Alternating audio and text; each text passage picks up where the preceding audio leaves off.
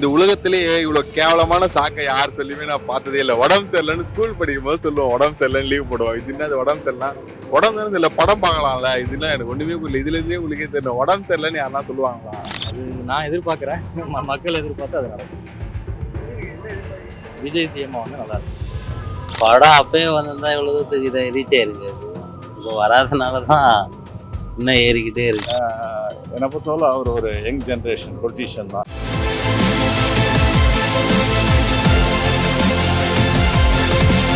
இது நடக்கிறத பார்த்தானா உங்களுக்கே தெரியும், இயக்குறாங்க தான் இது பின்னாடி இருந்து.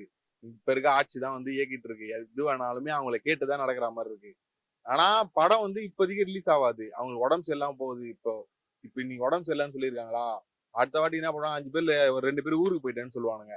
அதுக்கு அடுத்த வாட்டி வந்து இன்னொரு தடவை எங்க மாமா கல்யாணம் அப்படி சொல்லிட்டு லீவே போட்டுருவானுங்க. இப்படிதான் நடந்துட்டு இருக்கோம் சுத்தி சுத்தி விஜய்க்கு. அவங்கதான் காரணம். இது அப்படியே எப்படி சொல்றது, அப்பட்டமா தெரியுது. இது எதுக்கு மறைச்சிக்கிட்டு ரொம்ப எதிர்பார்த்துட்டு இருந்தோம். அவ ஏமாந்து நிக்கிறோம், திருப்பினும் வரும்னு எதிர்பார்த்துட்டு தான் இருக்கும். அதுக்கு அடுத்து வருமா இல்ல அதுக்கு முன்னாடி வந்தாலும் சந்தோஷம். எப்ப வந்தாலும் சரி, அந்த மூவி ரிலீஸ் பண்ணா போதும். அதுல என்னதான் இருக்குன்னு நம்மளும் தெரிஞ்சுக்கலாம்ல. எதுக்காண்டி அவங்க இது தள்ளி போட வச்சுக்கிட்டு இருக்காங்கன்னு தெரியல. மூவில என்ன இருக்குன்னு நம்ம தெரிஞ்சுக்கினாதான் என்ன ரீசனுக்காக தள்ளி போட்டுருக்காங்கன்னு தெரியும். இந்த மாதிரி இது வரைக்கும் எங்கேயுமே கேள்விப்பட்டது இல்லையே. தனிநபருக்கு உடம்பு சரியில்லைன்னு சொல்லி ஒரு தணிக்கைக்குள்ள சொல்றாங்களா? இது டூ மச் தான். இந்த மாதிரி ஒரு கவர்மெண்ட் ஆஃபீஸில் இருக்குமான்றது யாருமே கேள்விப்படாது. கண்டிப்பா ஒரு அரசியலுக்கு வந்த காரணமா தான். ஆனா இப்போதைக்கு இந்த படம் வராது மட்டும் தான் சொல்லியிருக்காங்க. இந்த எலெக்ஷன் எல்லாம் முடிஞ்சுதான் வரும்னு சொல்லியிருக்காங்க. ஆனா எலெக்ஷனுக்கு முன்னாடி வராதுன்னு சொல்லியிருக்காங்க. அவ்வளவுதான். எனக்கு அதை பத்தி தெரிஞ்சது. என்ன நிலவரம் இருக்குன்னு தெரியாது இல்ல சார். எல்லா படத்தையும் அவங்க முடக்கிறது இல்ல. ஏதோ ஒரு படத்தை ஒரு குறிப்பிட்ட காரணத்துக்காக முடக்கி வச்சிருக்காங்க. ஒருவேளை அவருடைய கருத்துக்களோ அவருடைய வசனங்களோ மத்திய அரசையோ மாநில அரசையோ தாக்குற மாதிரி இருந்தா இந்த வேலையை அவங்க பார்த்துருப்பாங்க. அந்த பாயிண்ட்ல யோசிச்சு நாம எப்பயுமே வந்து கவர்மெண்ட்டை குறை சொல்றத விட நாமளும் வந்து அதுக்கு கொஞ்சம் எஃபெக்டிவ் ஆக்ஷன்ஸ் எடுக்கணும். இப்போ வந்து கவர்மெண்ட் இருந்து சில இது வரலைன்னா நாம வந்து முதல்ல ஆக்ஷனா ஒரு லெட்டரே கொடுக்கலாம், நேராக போய் பார்க்கலாம். ஏன்னா இப்போ வந்து எல்லாமே வந்து ஓப்பன், ஓகேங்களா? அதனால வந்து நீங்க டைரக்டா போய் பேசினாலுமே எல்லாமே சால்வ் பண்ணிடலாம். அதனால என்னை பொறுத்தவரைக்கும் இந்தியா ஜனநாயக country, really they are doing very good. இப்போ இங்கேயே பார்த்தீங்கன்னா நல்ல டிசிப்ளினு எல்லாம் இருக்குது, எல்லா ஃபெசிலிட்டி எல்லாருக்கும் வேலை கொடுக்குறாங்க. இது மாதிரி வேற எந்த கண்ட்ரிலையும் கிடைக்காது. அதனால ஐ வில் அப்ரிஷியேட். நல்லா தான் இருக்கிறது. இல்ல அரசியல் ரீதி தான், அது நல்லாவே தெரியுது. அப்படியும் இருக்கலாம். எப்படி இருந்தாலும் அவரு வந்து ஜெயிச்சுட்டு தான் வருவாரு. திமுகவுக்கு வந்து எப்படி தோத்துருவோம்னு ஒரு பயம் இருக்கு.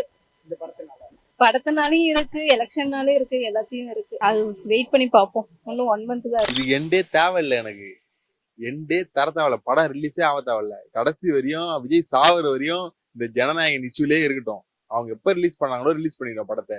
இந்த படம் வந்தாதான் விஜய் பிடிக்கும்லாம் எங்களுக்கு கிடையவே கிடையாது. படம் அது ஒரு சைடு இருக்கட்டும். படம் வந்தா ரசிகர் மோடு, படம் வரலன்னா தொண்டர் மோடு, ரெண்டுத்துல எது வேணா நாங்க ஆப்ஷன் வச்சு சுத்தி. எலெக்ஷன் முன்னாடியே வராது. இப்ப நடக்கிற சூழ்நிலையே உங்களுக்கே தெரியும், எலெக்ஷன் முன்னாடி வராதுன்ட்டு ஏதோ சொல்லிட்டு இருக்காங்க விஜய் மேல. நாளைக்கு எதனா ஒண்ணு புதுசா சொல்லுவானுங்க. நேத்து ஒண்ணு முடிஞ்சது, இப்பதான் திருச்சாவும் விஜயும். நாளைக்கு எதனா ஒண்ணு புதுசா சொல்லுவானுங்க. அது முடிஞ்சுன்னு திருப்பி என்ன புதுசா சொல்லுவானுங்க.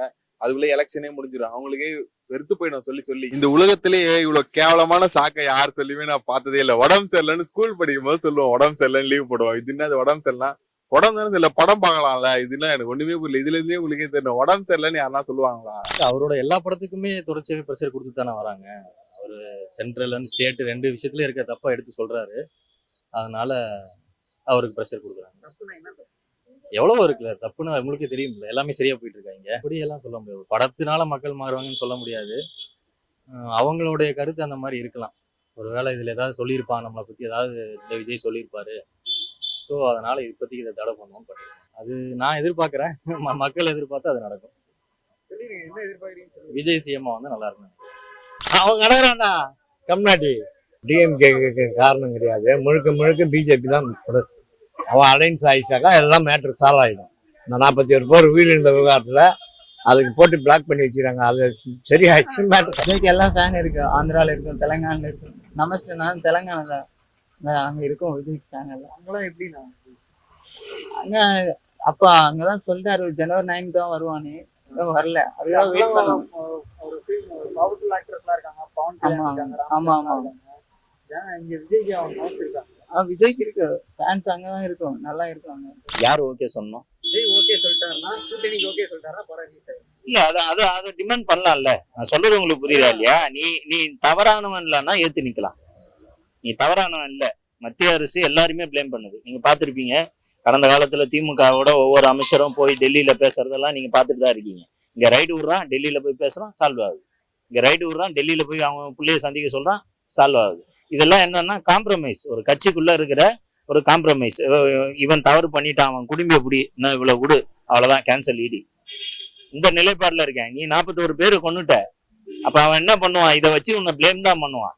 நீ தொடர் நடிங்க இல்லைன்னா தைரியமா எதிர்த்து ஜெயிலுக்கு கூட போடா, தப்பு உன் பேர்ல இருக்கு, ஜெயிலுக்கு கூட போயிட்டு வா. நீ தான் மக்கள் ஆதரிக்க போறாங்க. ஆமா நான் தவறு பண்ணாங்க, நீ இன்னைக்கு வரையும் ஒரு வார்த்தை சொல்ல, என்னால அது நிகழ்ந்ததுன்னு சொல்ல துப்பு இல்ல, பிளேம் பண்ற. அவன் சாடுற மாதிரி நீயும் சாடுற, அப்புறம் அவங்களுக்கு உங்களுக்கு என்ன மாற்று? அதனாலதான் பிடிச்சி வச்சு வேடி காட்டுறாங்க. கடைசி ஒரு எலெக்ஷன் முடிஞ்சு ரிலீஸ் ஆகுமா? எனக்கு முன்னாடி ரிலீஸ் ஆகுமா? இல்ல பிரதர், எனக்கு தெரிஞ்சு ரிலீஸ் ஆகுறதுக்கு எதுவும் என் கையில என் கையில இல்ல. இப்ப நான் நடிச்சிருக்கேன், நான் தைரியமா போடலாம். இப்ப நான் உச்ச நடிகர், ஏங்க என் படத்தை ஏங்க பிடிக்கிறீங்க? படமா பாருங்க. ஒரு அறிக்கை, மத்திய தணிக்கை குழுவுக்கு ஒரு லெட்ரு, இந்த சங்கத்து மூலியமா கொடுக்கலாம். நீங்க ஏன் அதை செய்யல? இவர் ஒதுங்குறது சம்பளம் வாங்கிட்டா நான் அடிச்சிட்டேன், அது அவன் பிரச்சனை அப்படின்ட்டு ஒதுங்கி போறவன் நாளைக்கு நமக்கு ஒரு பிரச்சனைனா ஒதுங்கி போவானா மாட்டானா? இந்த கேள்வி அந்த மக்கள் யோசிக்கணும்ல, சிந்திக்கணும்ல. எந்த பிரச்சனைக்கு கூட நின்று இருக்கான்? எதுவுமே இல்லை. அப்புறம் அப்படி அவன் சொந்த பிரச்சனைக்கு கூட நிக்க மாட்டான். இவனை நம்பி எப்படி நீங்க ஓட்டு போடுவீங்க, ஜெயிக்க வைப்பீங்க? படம் ரிலீஸ் ஆகிறதுக்கு வாய்ப்பே இல்லை, எனக்கு தெரிஞ்சு வாய்ப்பு இல்லை. ஒரு பிளேம் நடத்துறாங்க மத்திய அரசோ மத்திய தணிக்கை குழு, ஒரு செட்டிங் போடுறாங்கன்னா வச்சுங்க, தைரியமான ஆளா இருந்தா ஃபேஸ் பண்ணு, இல்லைன்னா காலில் விழுந்து அடி பண்ணிடுது. இந்த ரெண்டுத்துக்கும் வராத மாதிரி இவங்க செய்யறாங்க அவங்க செய்யறாங்கன்னு ஒவ்வொரு மேல படி போடாது, அது நல்லது கிடையாது.